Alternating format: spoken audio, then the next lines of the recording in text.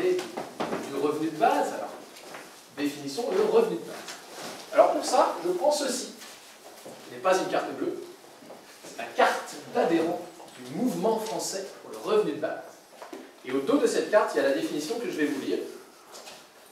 Le revenu de base est un droit inaliénable, inconditionnel, cumulable avec d'autres revenus, distribué par une communauté politique à tous ses membres, de la naissance à la mort, sur base individuelle, sans contrôle des ressources ni exigence de contrepartie, dont le montant et le financement sont ajustés démocratiquement.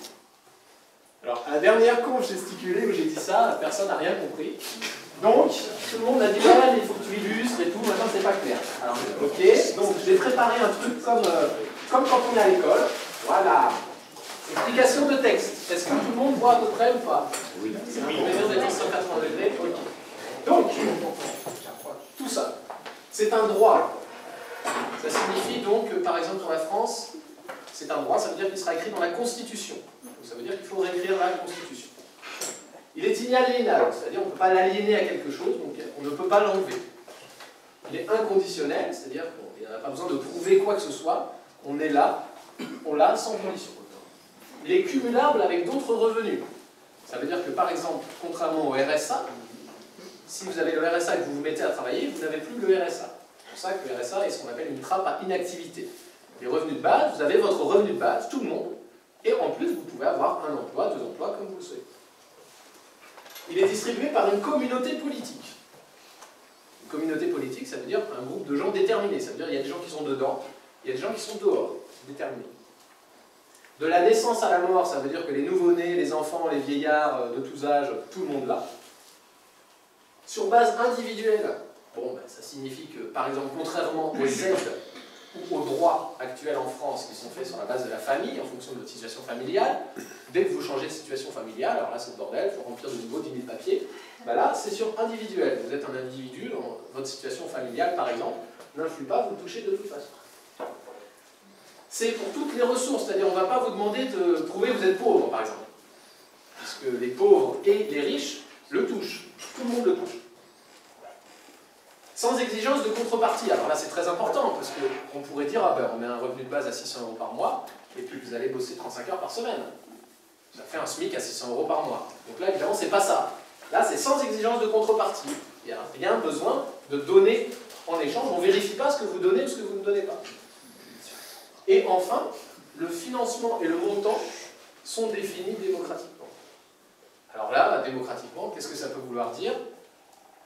Ben, ça veut dire qu'on va décider toutes et tous ensemble. Donc ça suppose peut-être une réforme du système actuel de démocratie, mais ça nous en discuterons plus tard. Bien. Alors, pour l'instant, ça c'est la suite. Donc, alors, comme beaucoup de retraités, j'ai plusieurs caractéristiques. Je vais lentement. Ça, c'est la première caractéristique. La deuxième caractéristique, c'est que je me déshydrate facilement. Je perds beaucoup d'eau, donc je dois boire. Et la troisième caractéristique, c'est les pertes de mémoire. Donc, j'ai ici des petites notes. Et si jamais j'ai une perte de mémoire, par exemple, hop, je viens regarder mes notes. Donc là, par exemple, j'ai une perte de mémoire totale. Voilà, ah oui, j'en suis là. Donc, avant de commencer cette conf gesticulée, voilà, soyons clairs sur les mots. Donc, on a défini travail libre, on a défini revenu de base. Bon, il reste un mot à définir, c'est révolution. Mais avant ça, j'aimerais savoir lesquels d'entre vous dans cette salle connaissent le mot sororité. Je vous l'appelle S-O-R-O-R-I-T et accent aigu. Ne dites rien aux autres, levez juste la main. 1, 2, 3, 4, 5, 6, 7, 8, 9. Ok. Qui dans cette salle, maintenant, connaît le mot fraternité? Levez la main bien haut. En gros, tout le monde. Fraternité, c'est entre frères, et sororité, c'est entre sœurs. Hein, donc tout le monde connaît fraternité. Il y a 9 personnes, dont 8 femmes, qui connaissent le mot sororité. Donc ça,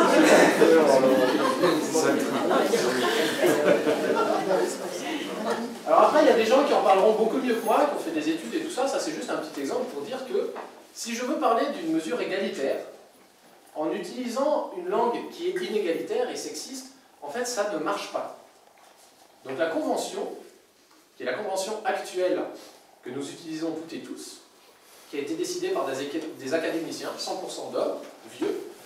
Cette convention-là, elle dit que, dans la phrase « un hérisson et 2800 femmes traversent la route », je dois dire « il traverse ». Okay. Et dans cette convention-là, en fait, plus de la moitié des hommes sont des femmes. Donc ça, moi, enfin, un jour, si j'ai des enfants, j'essaie de leur apprendre la langue française, ça ne va pas du tout me convenir, ça ne me convient pas. Donc moi, ma convention que je vais utiliser pendant toute cette conf, ou du moins que je vais essayer d'utiliser, c'est que quand il y a une majorité féminine, je vais utiliser le féminin. Quand il y a une majorité masculine, je vais utiliser le masculin. Et quand je ne sais pas, c'est-à-dire la plupart des cas, je vais essayer d'utiliser le féminin et masculin, ou masculin et féminin. Moi, pendant 30 ans, j'ai appris dans une convention, donc je ne suis pas du tout au point encore. N'hésitez pas à me corriger quand vous entendez que j'utilise que le masculin, comme je ne sais pas. Donc merci à vous toutes et tous d'être là ce soir en tout cas. Alors, le mot qui nous reste à définir, c'est le mot révolution. Je vois un coup là. Tout seul à parler là, c'est ça. Non, mais c'est parce que t'es vieux, alors tu te déshydrates. Je me déshydrate facilement. D'ailleurs, peut-être faudra me recharger un moment. Alors, pour finir sur la doxa. Là, ce que je suis en train de faire, c'est que je suis en train de parler de la doxa. C'est ce que les philosophes grecs, c'est un peu les opinions douteuses, les préjugés, les opinions toutes faites de notre société. Un dernier truc, moi, j'ai identifié 4 types de mots dans la langue française. Seulement 4. Vous voyez, retraitez. 4 types de mots. Les mots en forme, les mots informes, les mots qui n'existent pas et les mots piégés. Les mots en forme, c'est par exemple planisphère, montagne, guitare. Toutes et tous, on a à peu près une idée de ce que ça veut dire, il y a un consensus. Les mots informes, c'est le contraire. C'est-à-dire, on est peut-être tous et toutes d'accord, mais en fait, c'est parce qu'on ne désigne pas la même chose.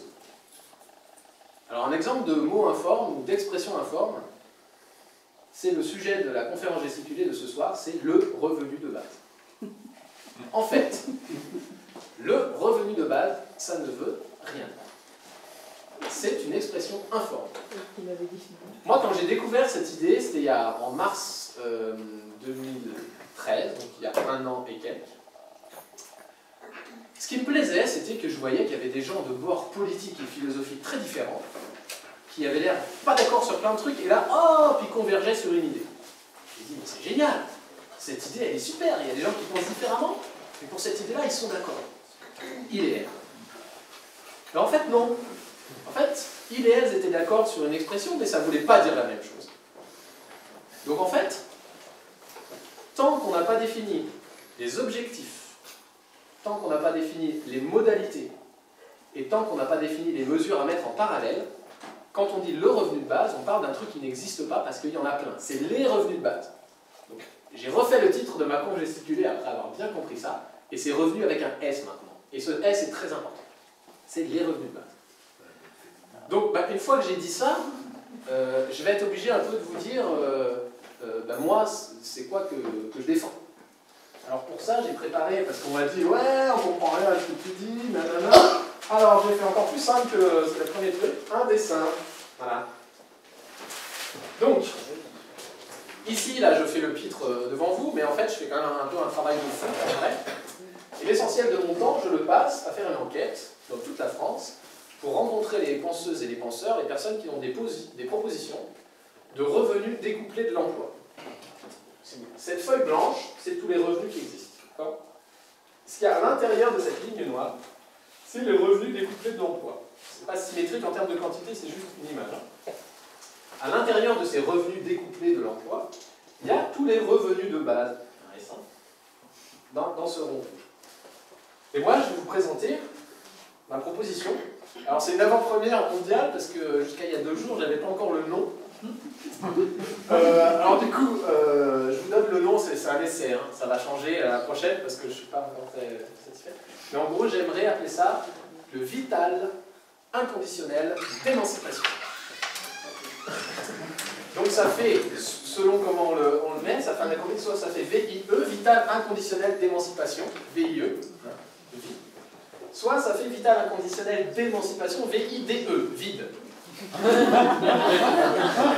Alors là, c'est un peu la liberté, hein. Chacune et chacun va écrire comme il ou elle veut, voilà, c'est tout simple. Donc en fait, en faisant cette étude, je vais vous citer quand même quelques noms de personnes dont vous avez peut-être déjà entendu parler, même si pour l'instant les revenus de base ne sont pas trop sortis dans les grands médias. J'ai rencontré par exemple Frédéric Bosquet, qui est un entrepreneur humaniste, qui lui veut créer des éco-villages avec une relocalisation de la production, et lui se base sur la Déclaration des droits de l'homme et du citoyen de 1789 pour dire le financement de son revenu qu'il appelle revenu d'autonomie, c'est une levée volontaire d'un impôt citoyen. On a besoin de répondre à un besoin, hop, on se met ensemble et on fait ça. Il y a Yolande Bresson, dont vous avez peut-être entendu parler, qui a créé l'association pour l'instauration d'un revenu d'existence. Il en parle depuis 30 ans, donc on commence quand même à en entendre parler. Et lui, il estime qu'on doit toutes et tous toucher un revenu parce que ce qu'on fait actuellement, c'est le fruit de l'héritage de nos ancêtres, du passé. Il y a à peu près 85 milliards de morts. Il y a plus de morts sur Terre que de vivants.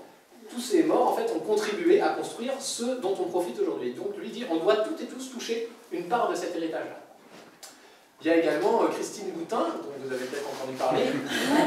C'est pour ça que je vous disais qu'il y a des propositions différentes que j'ai rencontrées, qui défend un vrai revenu de base, tel que je l'ai défini. Elle ne défend pas, dans ce qu'elle m'a dit, dans ce que j'ai compris et ressenti, un salaire pour que les femmes reviennent à la maison.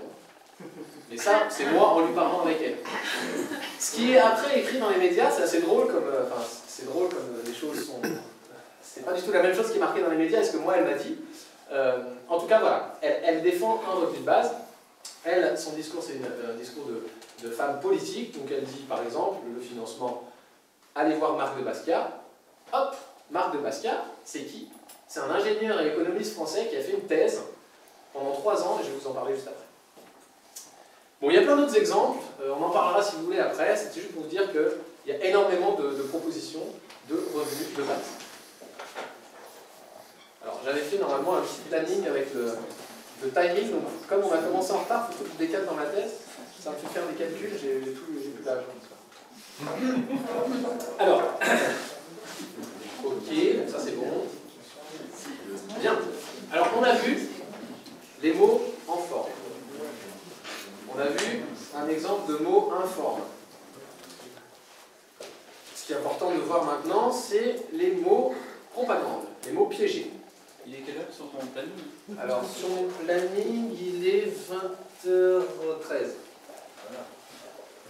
Ah, génial! Ça date. Merci beaucoup. On fait des sauts temporels dans les camps gesticulés. Tout est possible. Donc, les mots piégés. Tout à l'heure, je discutais avec Bruno. Il me disait, ouais, il faut qu'on mette les chaises comme il faut un peu au départ, sinon ça va être l'anarchie. Je fais, ah, anarchie. Oh. Ok, L'applaudissement de l'heure. Non, je défends volontairement le propos pour ça dans le cadre de C'est de la récupération. C'est de la récupération. Parce qu'après, en discutant avec Bruno, il m'a dit, ah oui, mais attention, c'est pas anarchie au sens politique du terme. C'est anarchie au sens du sens commun. Si je sors dans la rue et que je dis c'est quoi pour vous l'anarchie, le plus probable c'est que la personne me dise bah, c'est le bordel, il n'y a pas de règles, c'est la loi du plus fort. En fait, l'anarchie c'est vraiment pas du tout ça. L'anarchie c'est l'absence de pouvoir. L'absence de règles, ça s'appelle l'anomie. A, c'est le préfixe privatif, nomos, la règle, mais l'anomie, enfin, à mon sens, ça n'a jamais été une doctrine politique. Alors que l'anarchie, ça existe, il y a plein d'anards, et c'est l'avenir de la démocratie d'après moi. J'arrête ici pour pas lancer le débat. Alors, dernier type de mot, j'ai plus envie de refaire le truc avec les doigts parce qu'après, sorti de son contexte, ça fait bizarre. D'accord? Vous m'avez compris. Donc, c'est le mot révolution. Vraiment, en fait, la prochaine fois, quand je note dans ma tête, marquez le titre en grand parce que révolution, il y a un accent circonflexe dessus. Ouais. La révolution, mais tout à l'heure, on va aller plus loin, mais ça, c'est un mot qui n'existe pas dans la convention de langage actuelle. Mais je l'ai inventé, j'en avais besoin. J'ai inventé un autre mot que j'utilise maintenant souvent, c'est le mot rêve-actifier. Rêve-actifier, c'est quoi? Il y a une situation. Ça ne me convient pas. Je vais rêver à ce dont je rêve. Je vais rectifier, parce que je vais voir en fonction des rêves des autres, Je vais voir en fonction de ce qui se passe dans ma vie. Je crois que j'ai bien rectifié, je vais l'acter. Rêve, actifier, rêver, rectifier, acter. En fait, ce mot-là, je l'utilise parce que dans beaucoup de cas, il permet de dire, en une fois, plusieurs choses qui me semblent importantes à mettre ensemble. De rêver, d'adapter mon rêve à ce qui se passe, à ce qu'il y a autour de moi, et ensuite de mettre ce rêve en action. Rêve actifié. Donc là, on va essayer d'écrire chacune et chacun un article, comme pour dans un journal, d'une bonne nouvelle qui peut arriver maintenant qu'on a ce revenu inconditionnel découplé de l'emploi. On écrit un article d'un truc qu'on a envie qui arrive et puis qui n'arrive pas, de quelque chose qu'on ne lit pas dans les journaux mais qui pourrait arriver ou qu'on a envie qu'il se passe. Et qui serait permis par le fait qu'on ait toutes et tous un revenu inconditionnel de vie.